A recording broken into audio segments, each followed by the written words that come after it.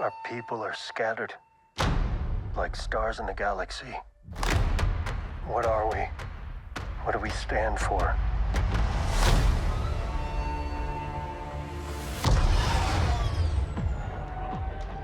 Being a Mandalorian's not just learning about how to fight. You also have to know how to navigate the galaxy. That way, you'll never be lost.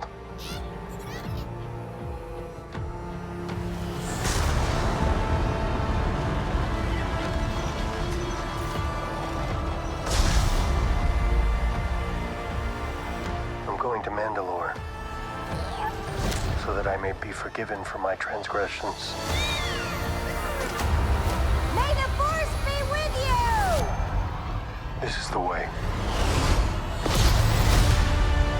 There's something dangerous happening out there. And by the time it becomes big enough for you to act, it'll be too late.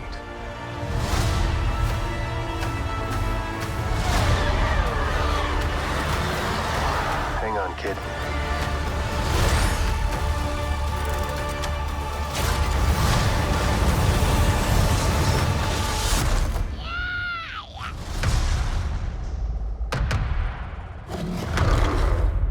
This is the way.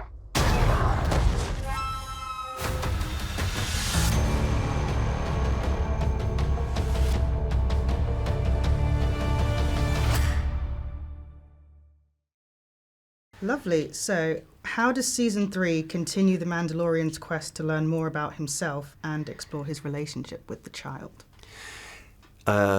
In season 3, I think that there's a level of acceptance for both characters, Din Djarin and Grogu, in terms of their dependence on one another and how they're basically unwilling to be apart.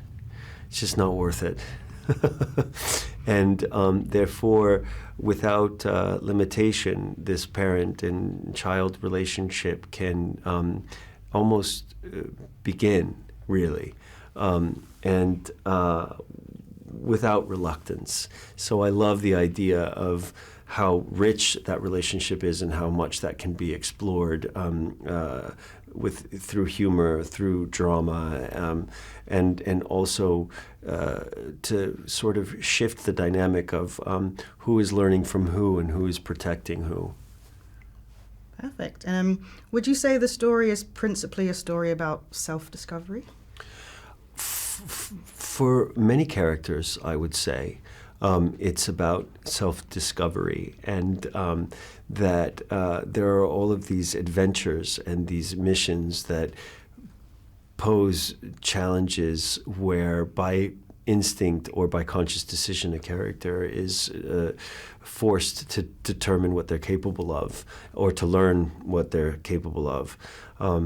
There isn't more of a kind of blank slate as Din Djarin in terms of losing his parents so young and being a foundling and identifying so strictly with a particular creed and culture, but not really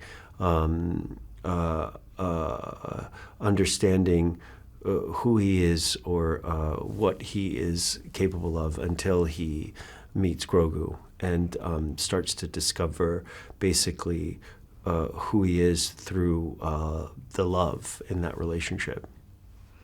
Perfect. And the teaser trailer suggests that the Mandalorian isn't alone and that there were or are more like him. Can you expand on that at all? Well, I hope I'm not in too much trouble because all day I've been talking about how many more Mandalorians people are going to get to meet in season 3.